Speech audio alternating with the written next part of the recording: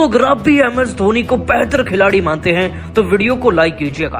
दोस्तों RCB से हार कर प्लेऑफ से पार होकर रो पड़े धोनी और अपने बयान में जो कह गए कोहली RCB पर ना, वो सुनकर आपके आंसू निकल जाएंगे। आज आखिरकार एक जीती हुई बाजी को हार कर प्लेऑफ से बाहर होकर क्या बोले धोनी अपने आखिरी मैच और रिटायरमेंट पर, उनके भावुक बयान का वीडियो आपको दिखाएंगे। लेकिन उससे पहले आप सभी को क्या लगता है धोनी कोहली में बेहतर कौन है, नीचे कमेंट कीजिएगा। दोस्तों IPL 2024 एक तरफ और इसका 68वां मुकाबला यानी कि आज का मुकाबला एक तरफ था, क्योंकि दोस्तों ये लड़ाई CSK और RCB की थी ही।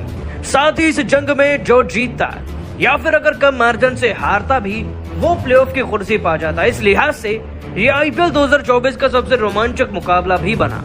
जैसे मैच शुरू हुआ चेन्नई की टीम की किस्मत उनका साथ दे रही थी। गायकवाड़ ने टॉस जीता, टॉस जीतकर गेंदबाजी चुनी और अर्ली विकेट्स में विराट कोहली का भी नाम शुमार हुआ। दोस्तों विराट कोहली 47 रन बनाकर सेंटनर के जाल में फंसे और डुप्लेसिस ने 54 रन बनाए थे। ऐसा लग रहा था कि चेन्नई का तूफान रुक जाएगा, लेकिन रजत पाटीदार के 23 में 41 और ग्रीन के 17 में 38 रन इस टीम की परिभाषा बदल गए। ऊपर से मैक्सवेल ने भी 5 में 16 रन लगा दिए, यानी कि 218 रन बन चुके थे।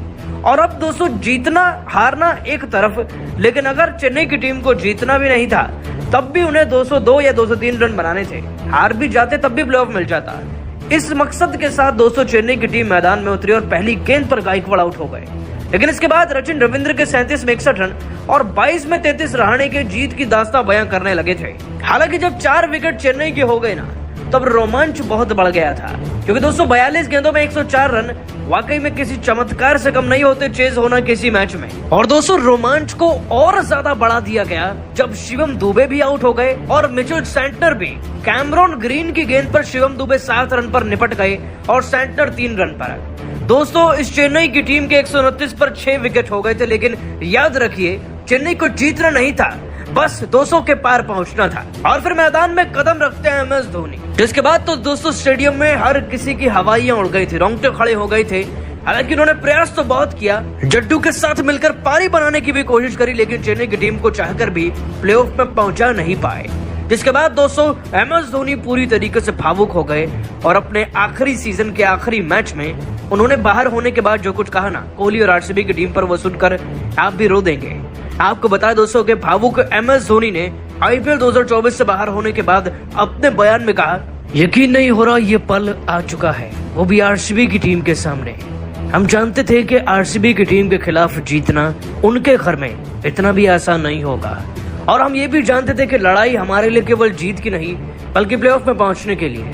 और हमारा प्लान भी यही था कि हम पहले गेंदबाजी चुनेंगे, लेकिन अंतिम लम्हों में जो जोड़ी पार्टनरशिप बनी ना रजत पाटीदार की और साथ ही साथ कैमरॉन ग्रीन की, उसने पूरे मैच को बिगाड़ के रख दिया।